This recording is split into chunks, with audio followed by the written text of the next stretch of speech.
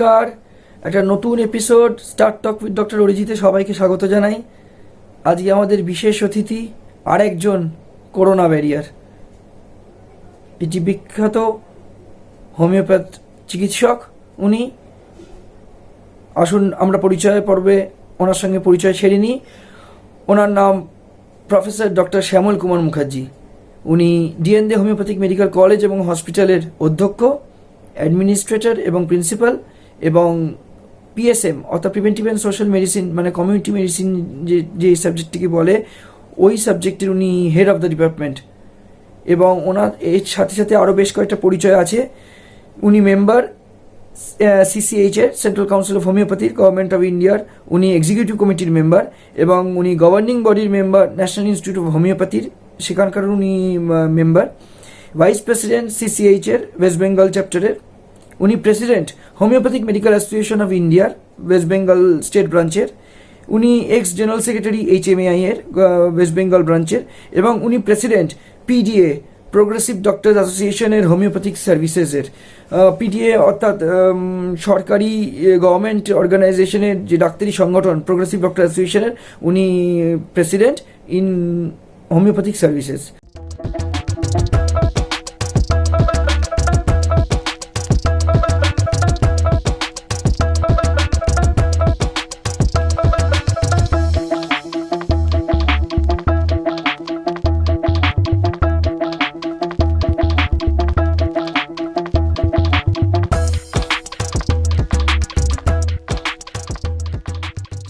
আসুন আমরা পরিচয় পর্ব সেরে নিই ডক্টর শ্যামল কুমার মুখার্জির সাথে, এবং এর সাথে সাথে আমরা আলাপচারিতাকে আরও এগিয়ে নিয়ে যাই।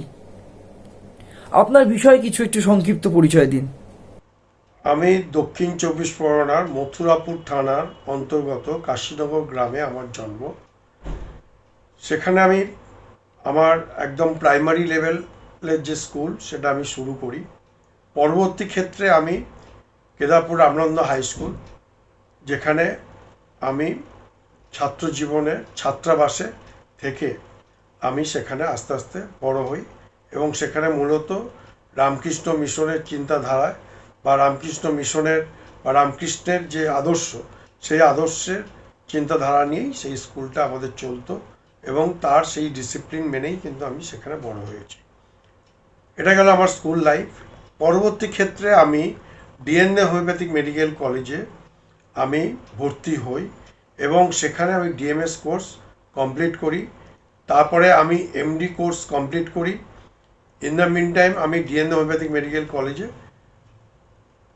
কমিউনিটি মেডিসিন বিভাগে লেকচারার হিসেবে জয়েন করি। পরবর্তী ক্ষেত্রে আমি হেড অফ দ্য ডিপার্টমেন্ট এবং প্রফেসর হই, এবং তার পরবর্তী ক্ষেত্রে তো আপনারা জানেন যে আমি বর্তমানে ডিএনএ হোমিওপ্যাথিক মেডিকেল কলেজের অধ্যক্ষ হিসাবে নিযুক্ত আছি। আপনার কিছু শৈশবের স্মৃতি যদি কিছু বলেন আমাদের সামনে। শৈশবে সবচেয়ে আমার কাছে প্রিয়তম আমার স্কুল লাইফ। ভীষণভাবে কাটিয়েছিলাম। স্কুলে আমরা খেলাধুলা করতাম, স্কুলে একটা ডিসিপ্লিন ছিল। প্রত্যেক দিন আমাদের সকালবেলা উঠে একবার প্রেয়ার, স্কুলের টাইমে একবার প্রেয়ার, আবার ইভিনিংয়ে প্রেয়ার, খেলাধুলার পরে আমরা করতাম। স্কুল লাইফ শেষ করার পরে কলেজ জীবন শুরু হয়। কলেজ জীবনে ডিএনএ হোমিওপ্যাথিক মেডিকেল কলেজে বহু ঘটনার সাথে সাক্ষী আছি। এখানে কোনটা ছেড়ে কোনটা বলবো বলাই মুশকিল। স্মৃতি বলতে গেলে এখানে ডিএনএ কলেজের বহু অনুষ্ঠান আমরা উদযাপিত করেছিলাম। ডিএনএ কলেজের উন্নয়নের জন্য যে 63 এপিসি বিল্ডিং, সেই এপিসি বিল্ডিংয়ে তৎকালীন আমাদের বর্তমান প্রাক্তন যে রাষ্ট্রপতি এবং তৎকালীন অর্থমন্ত্রী ছিলেন প্রণব মুখোপাধ্যায়, তখন তিনি ওই কলেজে এসেছিলেন, এবং ওই কলেজের উন্নয়নের জন্য তিনি আর্থিক অনুদান এবং ওই কলেজের সার্বিক এবং তাকে যে ওখানে নিয়ে আসা, সেটা যেমন আমার কাছে একটা বিরাট স্মৃতি তার সাথে উপস্থিত থেকে, কারণ উনি প্রাক্তন রাষ্ট্রপতি হিসাবে ছিলেন, এবং তার সাথে আমি ওতপ্রোতভাবে যুক্ত থেকে কাজ করবার যে সুযোগ পেয়েছিলাম, এটাই আমার কাছে একটা বড় স্মৃতি বলতে পারেন। এছাড়া বহু স্মৃতি রয়েছে। ডিএনদে কলেজের একটা ডিপ্লোমা উইং ছিল, আর আমাদের ডিগ্রি উইং বর্তমানে যেটা আমি যে কলেজের অধ্যক্ষ সেটা ট্যাংরাতে অবস্থিত। এই দুটো কলেজের অ্যামালগামেশন, সেটা নিয়েও বা টেক ওভার, ডিএনদে কলেজ গভর্নমেন্ট স্বীকৃতি এবং গভর্নমেন্ট যেটা অধিগ্রহণ, সেই অধিগ্রহণ করবার সময়ে যুক্ত থাকার আমার শ্রদ্ধেয় বলতে পারেন গাইড, ফিলোসফার, সমস্ত সব কিছু দিক দিয়ে ছাত্র জীবনের দুজন ব্যক্তিত্বকে তো আমি পেয়েইছিলাম। একটা হচ্ছে ডাক্তার নিমাই চ্যাটার্জি আর ভক্তিপদ অধিকারী, কিন্তু কার নাম বাদ দেব, এখানে অনেকেই আছেন, ডাক্তার মৃণাল চক্রবর্তী আছেন। সমস্ত শিক্ষকদের সাথেই আমার একটা ভীষণ আত্মিক সম্পর্ক ছিল, যেমন কলেজেও ছিল তেমনি আবার আমি যে স্কুলে পড়তাম সেই স্কুলেও কিন্তু সমস্ত শিক্ষক, প্রধান শিক্ষক থেকে শুরু করে সমস্ত শিক্ষকদের সাথেই আমার ভীষণ একটা সুমধুর সম্পর্ক গড়ে উঠেছিল। এবং সেখানে কলেজ লাইফে, এই স্কুল লাইফে যেমন বিভিন্ন খেলাধুলার সাথে যুক্ত ছিলাম, ক্রিকেট বলুন, ব্যাডমিন্টন বলুন, ফুটবল বলুন, এগুলো, এবং টুর্নামেন্ট হতো, সেই সব টুর্নামেন্টে জয়ী ক্যাপ্টেন হিসাবে সেগুলোকে আমার নেতৃত্ব দেওয়ার যে সুযোগ আমি পেয়েছিলাম, এবং স্কুল লাইফে সমবায়িকা চালানোরও নেতৃত্বের সুযোগ পেয়েছিলাম। তো এগুলো একটা বিরাট স্মৃতি বলতে পারেন আমার জীবনে, এবং সুমধুর স্মৃতি। তারপরে কলেজ জীবনে স্টুডেন্টস ইউনিয়ন করতাম। স্টুডেন্টস ইউনিয়ন মানে ছাত্র পরিষদ, এবং তৎকালীন ছাত্র পরিষদের চেয়ারম্যান ছিলেন সুব্রত মুখার্জি, প্রেসিডেন্ট ছিল জয়ন্ত ভট্টাচার্য, পরবর্তীকালে প্রেসিডেন্ট হয় শ্রী অশোক দেব, এবং অশোক দেবও আমার জীবনে একটা বিরাট ভূমিকা বলতে পারেন মানে নিয়েছিলেন। ওনার সাথেও আমার একটা আজকের দিনে দাঁড়িয়ে প্রায় আত্মিক সম্পর্কই গড়ে উঠেছে, কারণ দীর্ঘদিন ওনার সাথে আমি রাজনীতির সাথে যুক্ত, এবং আমার রাজনৈতিক গুরু বলতে পারেন শ্রী অশোক দেব। বর্তমানে উনি বিধায়ক বজবজের। তো ওনার সাথেও আমার কাজ করার এবং ওনার আদর্শে অনুপ্রাণিত হয়ে আমি কাজ করার সুযোগ পেয়েছি।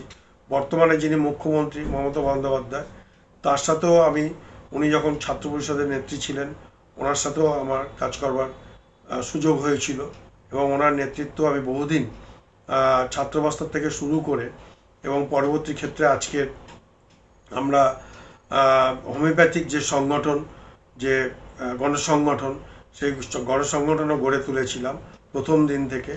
আর সেই সংগঠনের আজকের যে প্রোগ্রেসিভ ডক্টরস অ্যাসোসিয়েশন, যেটা আমাদের টাউন হলে উনি তৈরি করে দিয়েছিলেন, তার হোমিওপ্যাথি শাখার আজকের আমি সভাপতি হিসেবে নিযুক্ত হয়ে রয়েছি দীর্ঘদিন ধরে, এবং চেষ্টাই করে চলেছি হোমিওপ্যাথির বিভিন্ন ক্ষেত্রে যে ল্যাকুরা দীর্ঘ 34 বছরে যে বঞ্চনা ছিল, সেই বঞ্চনার থেকে ধাপে ধাপে কীভাবে উন্নয়ন করা যায়, তার সাথে মমতা বন্দ্যোপাধ্যায়ের নেতৃত্বে, এবং আমাদের শ্রদ্ধেয় যিনি পিডিএর বর্তমানে সভাপতি ডক্টর নির্মল মাঝিও, তার নেতৃত্বেও কিন্তু আমি কাজ করছি অ্যাট প্রেজেন্ট, কীভাবে হোমিওপ্যাথিকে এগিয়ে নিয়ে যাওয়া যায়।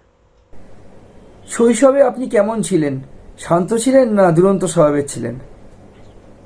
শান্ত দুরন্ত বলে এরকম কিছু নেই, যেখানে যেরকম ধরনের পরিবেশ সেখানে সেই রকম ধরনের পরিবেশে মানিয়ে নেওয়ার জন্যই আমি বরাবর চলে এসেছি।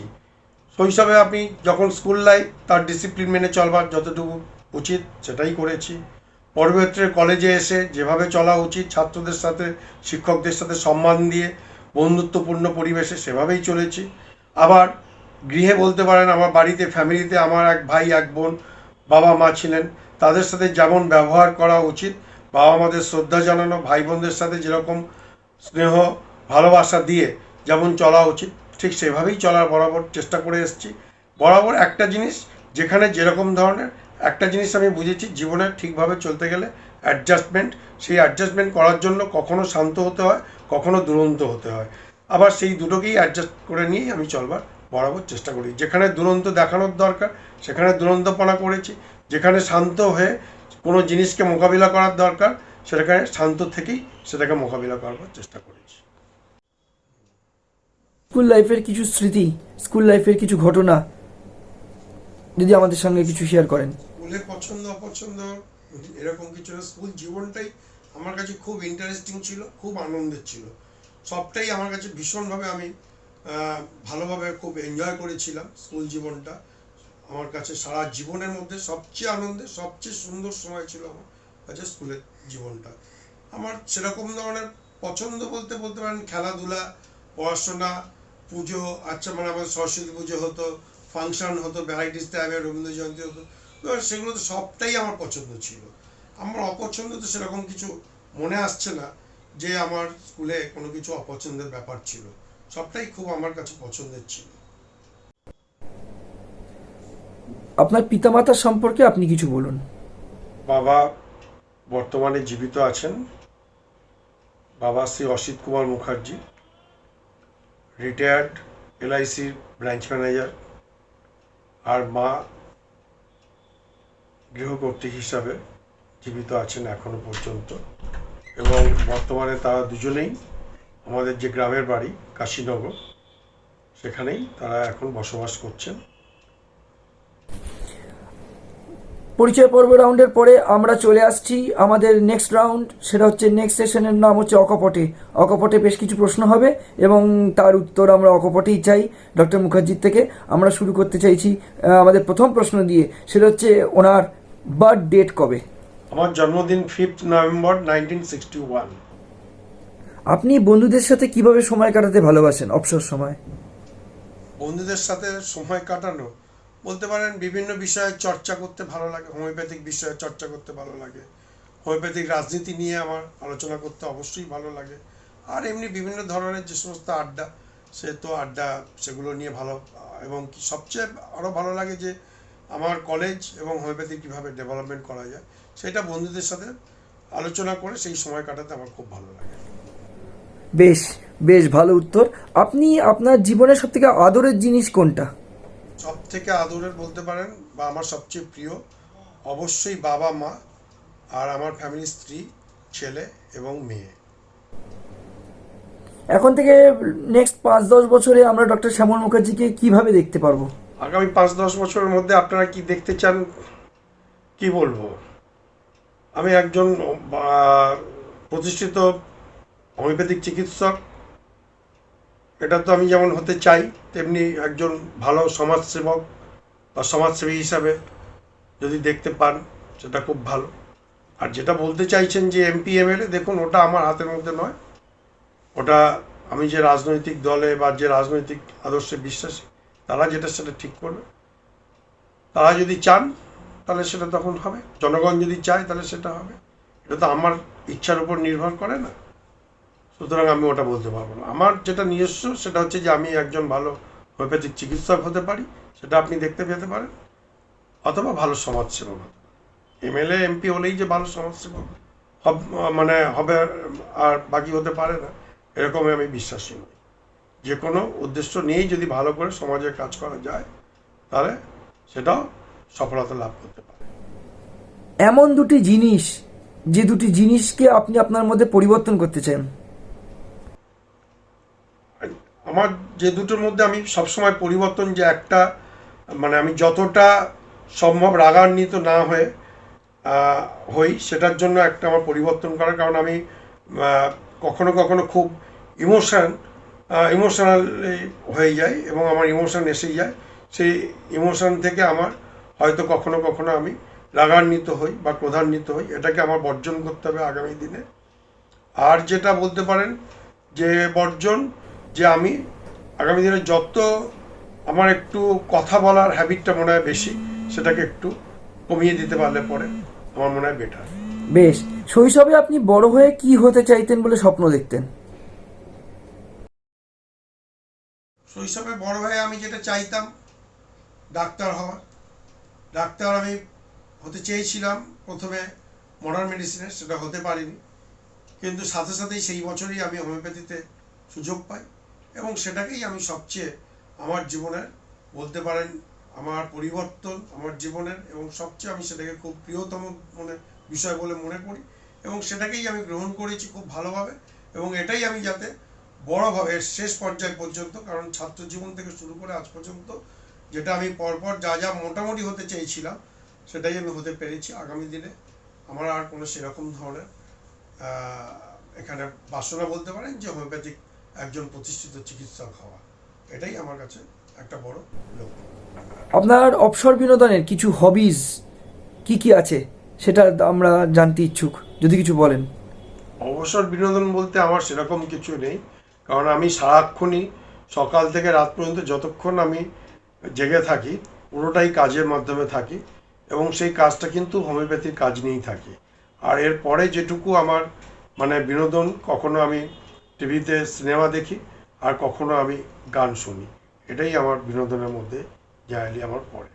খুব কালে ভদ্রে আমি সিনেমা হলে বর্তমানে খুব রেয়ার আমি সিনেমা হলে গিয়ে খুব ভালো বই আসলে পরে তখন সেটা আমি বিনোদনের জন্য একটু সময় নষ্ট করি। এছাড়া আমার কাছে সময় নষ্ট করার মতো এখন কোনো সময়ই নেই, কারণ সর্বক্ষণই আইদার আমার কলেজের কাজ, না হলে হোমিওপ্যাথিক অ্যাসোসিয়েশনের কাজ, না হলে আমি মনে করি যে এই কাজটাই আমার কাছে সবচেয়ে আনন্দের এবং এটাই আমার কাছে বিনোদন। আপনি আপনার সব থেকে বড় নেশার বস্তু কি? আমার কোনো নিজস্ব কোনো নেশা নেই, আর আমি কাজটাকেই আমার নেশার মধ্যে আমি নেশা এবং পেশা দুটোই ধরতে পারেন, সেটাই আমি কিন্তু মনে করি এটাই আমার নেশা, কাজ করে যাওয়া। একটি পছন্দের স্মৃতিচারণ করুন আপনার জীবনে। মাকেই আমি প্রেফার করি, আর ভেজ ননভেজের মধ্যে আমি ননভেজকে বেশি ভালোবাসি, মাটন চিকেনের মধ্যে আমি মাটন বেশি ভালোবাসি। আর আমি জেনারেলি খুব ক্যাজুয়াল ফর্মেই আমি চলতে চাই এবং সেটাকেই আমি বেশি পছন্দ করি। পছন্দের স্মৃতিচারণ বলছেন, সবচেয়ে আর একটা জিনিস আমার জীবনে খুব ভালো লেগেছিল, সেটা হচ্ছে যেদিনকে আমি হুমায়ূন ভবন তৈরি করে হুমায়ূন ভবনের উদ্ঘাটন দিনটা আমার কাছে একটা বিশাল মানে বাসনা বলতে পারেন, এটা আমার একটা ড্রিম প্রজেক্ট ছিল যে হুমায়ূন ভবন তৈরি করব, এবং সেটা সমস্ত পশ্চিমবঙ্গের হুমায়ূন সদস্যদের একটা স্বপ্ন ছিল। সেই স্বপ্নকে সাফল্য লাভ করানোর যে দায়িত্ব আমি নিয়েছিলাম, এবং সেই দায়িত্ব নিয়ে যেদিনকে এটা উদ্বোধন করতে পারি, সেটাই সবচেয়ে আমার জীবনের একটা বলতে পারেন স্মৃতিমধুর ঘটনা। আপনি কি পাথর রত্নে বিশ্বাস করেন? পাথর রত্নে বিশ্বাসী কিনা, দেখুন, পাথর রত্নে বিশ্বাসী হই না হই, একটা জিনিস জানি যে আপনার কর্ম প্রচেষ্টাই আপনার ভাগ্যকে কিন্তু নির্ধারণ করে। পাথরটা বলতে পারেন এটা একটা, হ্যাঁ, বিশ্বাসী কিছুটা তো আছেই। সেটা কেন? সেটা একটা সাইকোলজিক্যাল এফেক্ট, সাইকোলজিক্যাল সাপোর্ট এটা পাওয়ার জন্য। ঠিক আছে, কোনো জায়গা আমার এই জায়গার থেকে এটা হয়তো উদ্ধার করে দেবে, কিন্তু উদ্ধার নিজেকে হতে হবে, আমি সেটাই মনে করি, এবং কর্ম করতে হবে। আপনি পাথর পড়ে আর মানে সেটাকে অলসভাবে জীবনযাপন করলেন, তাতে কিন্তু জীবনে কখনোই সাকসেস আসবে না। সুতরাং সেইভাবে যদি আপনি মনে করেন, সেভাবে পাথরে আমি বিশ্বাসী নই, কিন্তু পাথর একটা সাইকোলজিক্যাল সাপোর্ট দেওয়ার জন্য যদি মনে করেন, সেটার জন্য আমি কিছুটা হলেও বিশ্বাসী আছি। আমি সবচেয়ে বড় বিশ্বাসী কর্ম, আমি বিশ্বাসী কর্ম করলে পরে তার সাকসেস একদিন না একদিন আসবে, এটাই আমার সবচেয়ে মানে বেশ, বিশ্বাস। এবার আপনি আমাকে বলুন আপনার প্রিয় অভিনেতা বা অভিনেত্রী নাম কি, বলিউড এবং টলিউড দুটো জায়গাতেই। আমার প্রিয় অভিনেতা অভিনেত্রী উত্তম কুমার আর সুচিত্রা সেন, এছাড়া আর কি। আর হিন্দিতে যদি বলেন, অমিতাভ বচ্চন আমার প্রিয় মানে অভিনেতা। আর এছাড়া ধরে নিতে পারেন কখনো রেখা, হ্যাঁ, এ আমার খুব ভালো লাগে। ঘুম থেকে ওঠার পর আপনি কোন কাজটি করেন? মূলত আর্লি রাইজার, কারণ আমি উঠে তারপরে আমি আমার প্রাত্যহিক যে দৈনন্দিন যে এক্সারসাইজ ব্যায়াম এগুলো করতে শুরু করি। এটাই আমার জীবনে বলতে পারেন যে একটা বড় মানে কাজ। আপনি কি পোষ্য ভালোবাসেন, পেটস? হ্যাঁ, পশু তো আমি খুব ভালোবাসি। আমার বাড়িতেই ব্রুনো বলে একটি কুকুর আছে, হ্যাঁ, বক্সার কুকুর। ও আমার খুব প্রিয়, মানে কি বলবো, আমার ছেলেই বলতে গেলে। হ্যাঁ, ওকে আমি সেই চোখেই দেখি, ও আমার ভীষণ প্রিয়। ওকে না ঠিকমতো দেখতে পারলে, না অনুভব করতে পারলে আমার কিছুই মনে হয় ভালো লাগে না। আপনি যখন বিষণ্ণ থাকেন তখন আপনি কিভাবে আপনি সময়টাকে অতিবাহিত করেন, কিভাবে সময় কাটান? যখন আমার মন ভালো লাগে না, যেটা বলছেন, তখন আমার একটাই ভালো লাগে যে গান শুনতে। পুরোনো দিনের যে সমস্ত গানগুলো আছে সেটা তখন আমি শুনি, এবং সেভাবে আমি মেন্টালকে সেট আপ করি। আর বলতে পারেন কিছু এক্সারসাইজ করি, কিছু মেডিটেশন করি। এইভাবে আমি আমার মানে যেগুলো ব্যথিত জীবন সেটাকে কাটিয়ে উঠবার চেষ্টা করি। মূল্যায়ন সম্পর্কে জানতে চাই, মূল্যায়ন আমি নিজে কি মূল্যায়ন করব। আমি যে কাজগুলো করেছি, মানুষ, হোমিওপ্যাথিক চিকিৎসক সমাজ, বা হোমিওপ্যাথিক সমাজ আমার মূল্যায়ন করবে। আমি সেই কাজের মধ্যে কি আমার কত নাম্বার পেতে পারি না পারি, এইভাবে আমি আমার নিজের মূল্যায়ন করতে চাই না। আমি মনে করি যে আমার কাজ করে যেতে হবে, এটাই আমি জানি এবং এটাই আমি করতে চাই, আর এটাই আমার সবচেয়ে বড় পছন্দের জিনিস। অকপটে রাউন্ড খুব সুন্দরভাবেই এগোচ্ছে এবং উনি খুব সুনির্দিষ্টভাবে খুব সুন্দরভাবে প্রত্যেকটা প্রশ্নেরই উত্তর দিচ্ছেন। আমরা এই এই পর্বটাকে আরও এগিয়ে নিয়ে যাচ্ছি। আপনার পছন্দের একটি ফুলের নাম করুন। প্রিয় ফুল বলতে আমার সবচেয়ে যেটা ভালো লাগে সেটা হচ্ছে রজনীগন্ধা। আপনি কি পরবর্তীকালে রাজনীতিতে যোগদান করবেন? আমরা কি রাজনীতিক হিসেবে আপনাকে পাবো কোনো দিন? ভবিষ্যতে রাজনীতি কেন, আমি তো ছাত্রাবস্থা থেকেই রাজনীতি করে আসছি। আমি তো প্রথমে ছাত্র পরিষদের জিএস বলতে পারেন, ছাত্র পরিষদের সভাপতি, হোমিওপ্যাথি কলেজগুলোর সমস্ত যে সমন্বয় কমিটি ছিল তার সভাপতি। তারপরে আমি পরবর্তী ক্ষেত্রে তো দেখতেই পাচ্ছেন homeopathic medical association of India, এটা যদিও অরাজনৈতিক একটা সংগঠন। আর পরবর্তী ক্ষেত্রে তো মমতা বন্দ্যোপাধ্যায়ের নেতৃত্বে আমি তো প্রোগ্রেসিভ ডক্টরস অ্যাসোসিয়েশন, যদিও এটা গণসংগঠন, এটাও কিন্তু রাজনীতিরই একটা অঙ্গ। আর আগামী দিনে রাজনীতি বলতে পারেন যে এতদিন ধরে যখন এটাকে করে এসছি, রাজনীতি নতুন করে যোগদান করার তো কিছু নেই। রাজনীতি ছাত্রস্থাকে করে আসছি, আজও করছি, আগামী দিনেও মানুষের স্বার্থে, মানুষের ভালোর জন্য যেটুকু রাজনীতি করার দরকার সেটা নিশ্চয়ই করব, অবশ্যই করব। আমি কাজ করে যাই, কাজ করে যেতেই আমি কাজ করতে আমি ভালোবাসি। আর ভবিষ্যৎ কি হবে সেটা ভবিষ্যৎ বলবে। সুতরাং ভবিষ্যতে কি হবে না হবে আমি আজকে সেটা কিছু বলতে পারি না। এমএলএ এমপি তো আর আমার হাতের মধ্যে নয়।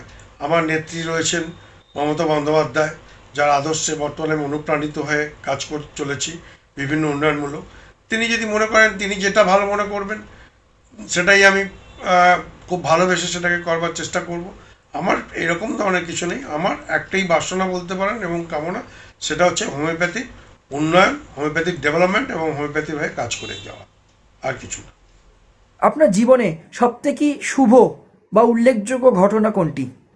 জীবনের সবচেয়ে শুভ ঘটনা এবং শুভ মুহূর্ত বলতে পারেন যে আমি যে কলেজের ছাত্র হয়েছিলাম, আজকে সেই কলেজের ভবিষ্যতে শিক্ষক হওয়াটা, আর যে মুহূর্তে আমি প্রিন্সিপাল হয়েছিলাম সেটাই সবচেয়ে আমার কাছে মানে একটা শুভ ঘটনা বলতে পারেন, শুভ মুহূর্ত বলতে পারেন। আপনার এমন একটি কাজ যেটার জন্য আপনি গর্ব অনুভব করেন? আর আমি তো আমার ছাত্র জীবন থেকেই বলতে পারেন যে আমার স্ট্রাগল শুরু হয়েছে। তো আমি ডিএমএস পাস করার পরে কলেজে আমি হাউস স্টাফশিপ করি, আর তারপরেই আমি কলেজে লেকচারার হিসেবে আমি জয়েন করি এবং সেখানে আমি পরবর্তী ক্ষেত্রে আমি এমডি পাস করি এবং কলেজে ধাপে ধাপে লেকচারার, তারপরে রিডার আর অ্যাসোসিয়েট প্রফেসর এবং তারপর প্রফেসর, হেড অফ দ্য ডিপার্টমেন্টের কাজ সামলিয়েছি। সেই সাথে আমি প্রিন্সিপাল, অ্যাডমিনিস্ট্রেটর একাধারে যেমন, আবার তেমনি সাথে সাথে হোমিওপ্যাথির সর্বোচ্চ যে নীতি নির্ধারক যে কমিটি, সেই কমিটির এক্সিকিউটিভ বডির মেম্বার হিসাবেও আমি কিন্তু সেখানে নিযুক্ত হয়েছিলাম। আর পরবর্তী ক্ষেত্রে যেটা সর্বভারতীয় সবচেয়ে যে গ্ল্যামারিয়াস ইনস্টিটিউট বলতে পারেন, ন্যাশনাল ইনস্টিটিউট অফ হোমিওপ্যাথি, সেই ন্যাশনাল ইনস্টিটিউট অফ হোমিওপ্যাথির বর্তমানে আমি সেখানকার গভর্নিং বডির সদস্য হিসাবে নিযুক্ত হওয়াটাও আমার কাছে একটা খুব সম্মানজনক ব্যাপার আমি মনে করি। এছাড়া বহু কাজের সাথেই তো আমি যুক্ত। অ্যাচিভমেন্ট বলতে দেখুন, ডিএনদে কলেজে প্রিন্সিপাল হওয়ার পরে আমার মনে হয়েছিল এই কলেজটাকে আমি সর্বাঙ্গীন সুন্দরভাবে সাজিয়ে তুলব, কারণ এই কলেজটা আমার দ্বিতীয় মাই বলতে পারেন। কারণ কি, আমি এই কলেজ থেকেই আমার সমস্ত কিছুই জীবন বলতে পারেন আর শুরু করেছি এবং আজও আমি চালিয়ে যাচ্ছি।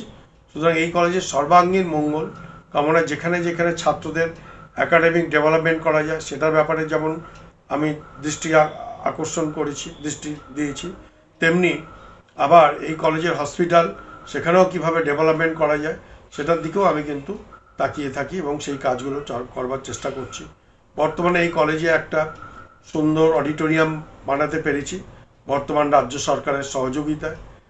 আমি এই কলেজে ই লাইব্রেরি, যেটা ডিএনএ হোমিওপ্যাথিক মেডিকেল কলেজের একটা গর্ব, হতে চলেছে, সেই ই লাইব্রেরিও সবটাই কিন্তু রাজ্য সরকারের সহযোগিতায় বলতে পারেন। কলেজের বিল্ডিংটাকেও আমরাই নতুনভাবে সাজানোর চেষ্টা করছি, আর ডিপার্টমেন্টগুলোকেও নতুন করে সাজানোর চেষ্টা করছি। এখানে ইউএসজি মেশিন আনা হয়েছে, এখানে আগে ডিজিটাল এক্স-রে মেশিন আমি চালু করতে পেরেছি ডিএনএ কলেজে। 63 এপিসি রোড, যেটা আমাদের পুরনো বিল্ডিং ছিল, সেটাও একটা সময় প্রায় বন্ধ হয়ে যাওয়ার মুখে ছিল। আজকে সেখানে সমস্ত ওপিডিগুলোকে আমি চালু করতে পেরেছি মোটামুটি। এগুলো বলতে পারেন এটা আমার সাফল্যের চেয়ে রাজ্য সরকারের সবটাই সহযোগিতায়, এবং বলতে পারেন যে আমাদের মাননীয় মুখ্যমন্ত্রী মমতা বন্দ্যোপাধ্যায়ের অনুপ্রেরণায়, যে আমাদের হোমিওপ্যাথি কলেজগুলোকে ডেভেলপমেন্ট করতে হবে, এবং সেই সাথে শুধু আমাদের কলেজ নয়, সার্বিক পশ্চিমবঙ্গের যে হোমিওপ্যাথি কলেজগুলোও আছে সেখানেরও কীভাবে ডেভেলপমেন্ট করা যায়, এবং হোমিওপ্যাথি কাউন্সিল, যেটা খুবই আধুনিকরণ করার জন্য চেষ্টা করেছি। যখন আমি ভাইস প্রেসিডেন্ট হিসেবে ছিলাম, সেখানে কম্পিউটারাইজ সিস্টেমের মাধ্যমে সেখানে নেট ই সার্ভিস চালু করার জন্য চেষ্টা করেছি যতদূর সম্ভব, এবং কাউন্সিলটাকেও সর্বাঙ্গীন সুন্দরভাবে স্বচ্ছতার সাথে আমি চালানোর জন্য চেষ্টা করেছি, এবং সেটা আমি কিছুটা হলেও সাকসেসফুল লাভ করেছি। এইভাবে বলতে পারেন যে বিভিন্ন ক্ষেত্রে হোমিওপ্যাথির যে সমস্ত জায়গাগুলো ল্যাকুনা ছিল, সেটা যেমন করবার চেষ্টা করেছি। দীর্ঘদিন এখানে আমাদের কলেজগুলোতে শিক্ষক নিয়োগ ছিল না। আজকের আমাদের পিডিএ হোমিওপ্যাথিক সার্ভিসের পক্ষ থেকে এবং হুমায়ুন আন্দোলনের ফলে আজকে কিন্তু প্রথম লটে আমরা প্রায় 34 জন শিক্ষক মানে লেকচারার পোস্টে নিয়োগ করতে পেরেছি, আবার পরবর্তী ক্ষেত্রে 27 জন নিয়োগেরও ব্যবস্থা করতে পেরেছি। আর আগামী দিনে দীর্ঘদিন বঞ্চিত ছিল হোমিওপ্যাথিক মেডিকেল অফিসার নিয়োগে, সেটাও প্রায় 243 জন হোমিওপ্যাথিক মেডিকেল অফিসার নিয়োগ করার জন্য যে আবেদন নিবেদন বিভিন্ন জায়গায় করবার, সেটাও করতে পেরে আজকে আমি মনে হয় সেটা অ্যাডভার্টাইজমেন্টও হয়ে গেছে, আগামী দিনে সেটাও ইন্টারভিউতে চলেছে। সুতরাং সেটা যদি আমাদের হয়, সেটাও আমার মনে হয় ওয়ান অফ দ্য অ্যাচিভমেন্টের মধ্যে পড়বে। এটাই আমি আমার মানে, এছাড়াও বহু কাজের সাথে আমি যুক্ত, কোনটা ছেড়ে কোনটা বলবো সেটা আমি বুঝতে পারছি না। সুতরাং বহু অ্যাচিভমেন্টের মধ্যে আমার রয়েছে, যেগুলো অ্যাচিভ করেছে। হ্যাঁ, এটাই আমার জীবনের সবচেয়ে বড় স্বীকৃতি বলতে পারেন, যে ডিএনএ হোমিওপ্যাথিক মেডিকেল কলেজের বর্তমানে আমি প্রশাসক এবং অধ্যক্ষ। এটাই আমার সবচেয়ে বড় জীবনের স্বীকৃতি। এর চেয়ে আর মনে হয় কিছু পাওনা হতে পারে না আমার জীবনে। আমরা জানি কোভিড-19 প্যান্ডেমিক মার্চের শেষের থেকে আমাদের দেশে থাবা বসাতে শুরু করেছে। কোভিড-19-এর যে সমস্ত স্বাভাবিক সিমটমসগুলো ছিল, যেমন জ্বর, সর্দি, কাশি, শ্বাসকষ্ট, মাথা যন্ত্রণা, সেই সমস্ত চেঞ্জ হয়ে গিয়ে এখন সম্পূর্ণ বিভিন্ন আলাদা আলাদা সিমটমস বা সাইন্স আমরা দেখতে পাচ্ছি। কখনো নাকে ঘ্রাণ পাচ্ছে না, কখনো জিভে স্বাদ পাচ্ছে না, কখনো আবার অসঙ্গতি কথাবার্তায় বিভিন্ন রকমের তার ক্যারেক্টার চেঞ্জ করে ফেলেছে এই ভাইরাস। এই বিষয়টার ডিটেলস আমরা নিয়ে আমরা জানতে। কোভিড-19 নিয়ে আপনি জানতে চাইছেন। কোভিড-19টা একটা সত্যিকারের বলতে প্যান্ডেমিক একটা ডিজিজ, এটা তো কোনো নেই, অস্বীকার করার কিছু নেই। আজকে সারা পৃথিবী জুড়ে এই ডিজিজ নিয়ে, এই অসুখটা নিয়ে সবাই আতঙ্কিত বলতে পারেন, এবং সত্যিকারের এটা আমরা একটা সার্বজনীন সমস্যার মধ্যে দিয়েই আমরা চলেছি। আমাদের প্রাত্যহিক জীবনযাপন, যেটা নর্মাল লাইফটাকে আজকে বিঘ্নিত করেছে। তবে একটা জিনিস আপনাকে বলতে পারি, যে কোভিড-19 নিয়ে যেটা চলছে, কোভিড-19 থাকবে, আবার আমাদের প্রাত্যহিক জীবনও আমাদের কাটাতে হবে। তার জন্য যে সমস্ত আমাদের স্বাস্থ্যবিধির কথা আমাদের WHO যেটা বলছে, বা ICMR যে গাইডলাইনগুলো দিচ্ছে টাইম টু টাইম, বা আমাদের কেন্দ্রীয় সরকারের স্বাস্থ্য দপ্তর বা রাজ্য সরকারের স্বাস্থ্য দপ্তর যে সময় মতো টাইম টু টাইম যে স্বাস্থ্যবিধি সম্পর্কে যে মানুষকে যে সতর্কীকরণ করছে, সেটার ওপর আমাদের সবাইকে ধ্যান দিতে হবে। সেটা যদি আমরা প্রপার ওয়েতে যদি মেনটেন করতে পারি, যেমন সোশ্যাল ডিস্ট্যান্সিংয়ের কথা বলা হয়েছে, সেটা যেমন আমাদের মেনটেন করতে হবে। মাস্ক ব্যবহারের কথা কম্পালসারি যেমন বলা হয়েছে, এটা আমাদের মেনটেন করতে হবে। স্যানিটাইজেশনের কথা যেটা বলা হচ্ছে, হ্যান্ড রাব, সেটাও আমাদের সময় মতো করতে হবে। এবং বাজার হাট বা বাইরের থেকে যখনই আমরা বাড়িতে ঢুকবো, সেই জামা কাপড় জুতো সমস্ত সব সেপারেট করে রেখে তারপরে বাড়ির মধ্যে প্রপার ওয়েতে সেটাকে ক্লিন করে যদি আমরা বাড়িতে বসবাস করতে পারি, তাহলেই একমাত্র এখান থেকে আমরা রক্ষা পেতে পারি।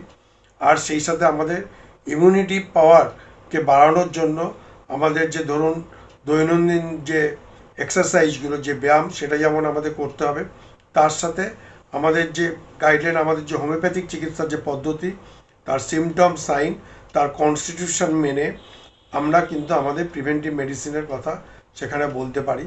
এবং সিসিআরই যে গাইডলাইন যে দিয়েছে বা আয়ুষ দপ্তর থেকে যেটা দিয়েছে, সেটা হচ্ছে যে আর্সেনিক 30, সেই মেডিসিনটা আমরা পরপর 3 দিন, যদি লিকুইড হয় 1 ড্রপ করে পরপর 3 দিন মাসে, আর যদি গ্লোবুলসে হয় তাহলে 4টে করে গ্লোবুলস আমরা পরপর 3 দিন মাসে খাবো। এবং আবার পরের মাসে আবার সেটাকে আমরা কিন্তু সেটাকে একইভাবে সেটাকে আমরা গ্রহণ করব। এটা যদি আমরা করে যেতে পারি, আর তার সাথে দৈনন্দিন যে আমরা এক্সারসাইজ বা আমাদের ভিটামিন সি বা জিঙ্ক জাতীয় বা ভিটামিন জাতীয় যে সমস্ত ফ্রুটস বা সাবস্টেন্স যেগুলো রয়েছে, সেগুলোকে যদি আমরা গ্রহণ করতে পারি, তাহলে আমরা, আমার মনে হয়, কোভিড থেকে আমরা যেমন উদ্ধার পেতে পারি, প্রোটেকশন পেতে পারি, তেমনি আবার যদি কোভিড আমাদের কারোর হয়েও যায়, সেখানেও কিন্তু আমরা হোমিওপ্যাথিক্যালি আমাদের বহু মেডিসিন আছে, সেই অ্যাকর্ডিং টু সিমটম সিমিলারিটির ওপর বেস করে আমরা কিন্তু বাড়িতে থেকেই সেই ট্রিটমেন্ট চালিয়ে যেতে পারি।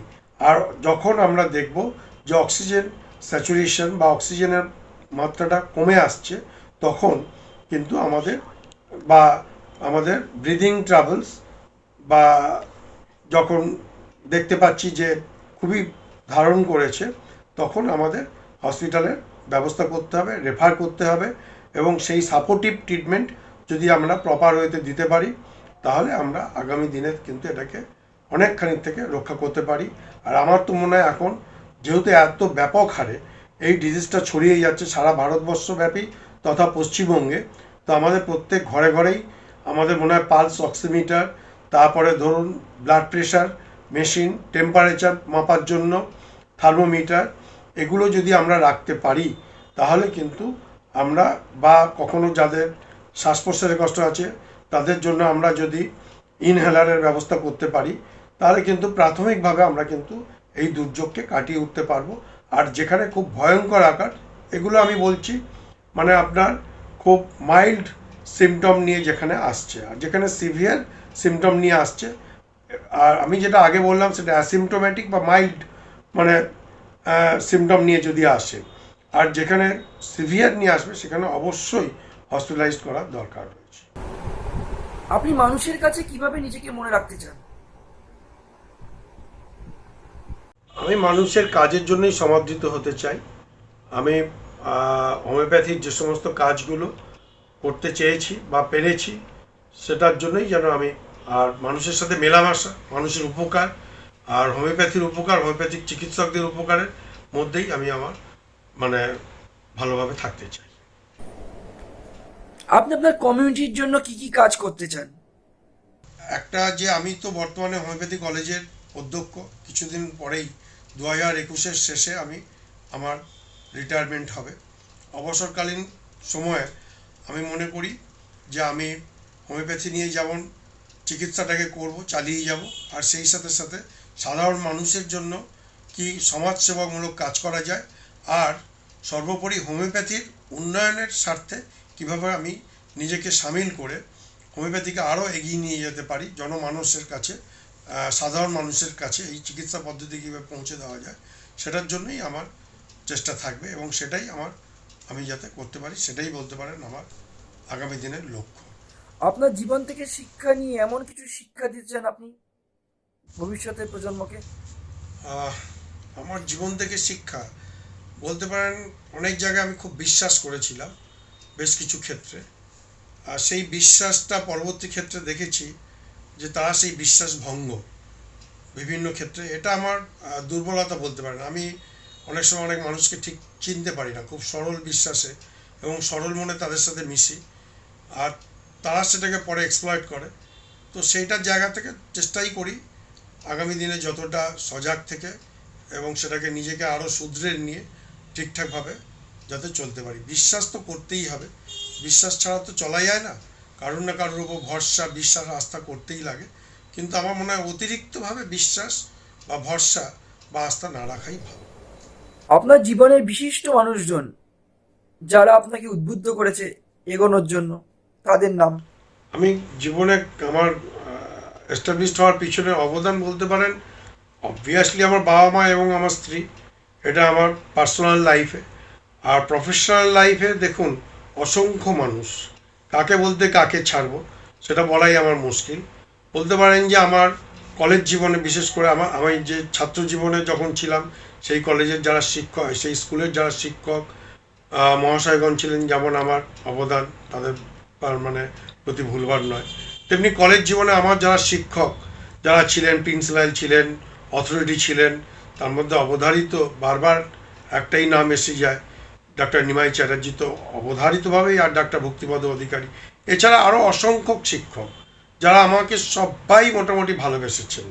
কাউকেই আমি কোনো নাম বাদ দিতে পারবো না। ডাক্তার মৃণাল চক্রবর্তী বলুন, ডাক্তার প্রসূন ব্যানার্জি বলুন, ডাক্তার স্বপন মুখার্জি বলুন, ডাক্তার হরিদাস পাল বলুন, এছাড়া অনেকেই, ডাক্তার আর কে দত্ত পরবর্তীকালে আমার সাথে খুব ভালো সম্পর্ক গড়ে ওঠে, বংশীধর ব্যানার্জি বলুন, সুনীল নায়ক বলুন, প্রত্যেকের সাথেই আমার খুব ভালো, মহেন্দ্র সিং তার সাথেও খুব ভালো, প্রবীর মৈত্র কাউন্সিলের রেজিস্ট্রার ছিলেন, তার সাথেও আমার খুব ভালো সম্পর্ক। অনেকেরই অবদান বলতে পারেন। আমি তো আজকে যে এই জায়গায় পৌঁছেছি অনেকের সহযোগিতা সাহায্যে। পরবর্তী ক্ষেত্রে যখন সেন্ট্রাল কাউন্সিলে গেছি তখন ডাক্তার রামজিৎ সিং, অরুণ ভাসবের সাথেও আমার খুব ভালো সম্পর্ক। আমি যখন অ্যাসোসিয়েশনে বলতে পারেন সময় আমার ডাক্তার ভিসি আচারিয়া, ভাস্কর ভাট এরাও ছিল, এদের সাথেও আমার খুব ভালো সম্পর্ক। এদের অবদানের কথা আমার এস্টাবলিশমেন্টের জন্য ভুলবার নয়। কোন বিষয়ে আপনি বেশি খরচা করেন? খরচা বলতে পারেন যে কোন বিষয়ের ওপর, আমার গাড়ির ওপর একটা ফ্যাসিনেশন আছে। গাড়ি মানে আমি চড়তে ভালোবাসি, চালাতে ভালোবাসি, তার উপর একটা আমার ভালো পরিমাণ খরচা হয়। এমন কোনো ব্যক্তি যাকে আপনি প্রচন্ড বেশি ভালোবাসেন? আপনি জানতে চাইছেন কাকে সব থেকে বেশি ভালোবাসি? এটা অবভিয়াসলি আমি আমার পরিবারকেই সবচেয়ে বেশি ভালোবাসি, ফ্যামিলিকে। আপনি কোন ব্যক্তিকে বেশি অনুসরণ করেন? দেখুন ক্ষেত্র বিশেষ আছে, যেমন আমার সংসারে আমি আমার বাবাকে সবচেয়ে অনুসরণ করে চলবার চেষ্টা করি। আমার কলেজ জীবনে বলতে পারেন আমার দুজন ব্যক্তিত্বকে আমার সবচেয়ে খুব আমার ভালো লাগতো, তাদের ডায়নামিসিটি। একটা হচ্ছে শ্রদ্ধেয় প্রয়াত হয়ে গেছেন ডাক্তার নিমাই চ্যাটার্জি, আর তারপরে ডাক্তার ভক্তিপদ অধিকারী, দুজনেই প্রয়াত হয়েছেন। আর রাজনৈতিক দিক দিয়ে বলতে পারেন আমি অবধারিতভাবেই আজকে বর্তমানে যিনি মুখ্যমন্ত্রী মাননীয় মমতা বন্দ্যোপাধ্যায়, আর আমার ছাত্র জীবনে যার হাতে খড়ি, যার বলতে পারেন শ্রী অশোক দেব, এদেরকেই আমি মূলত অনুসরণ করেই চলি।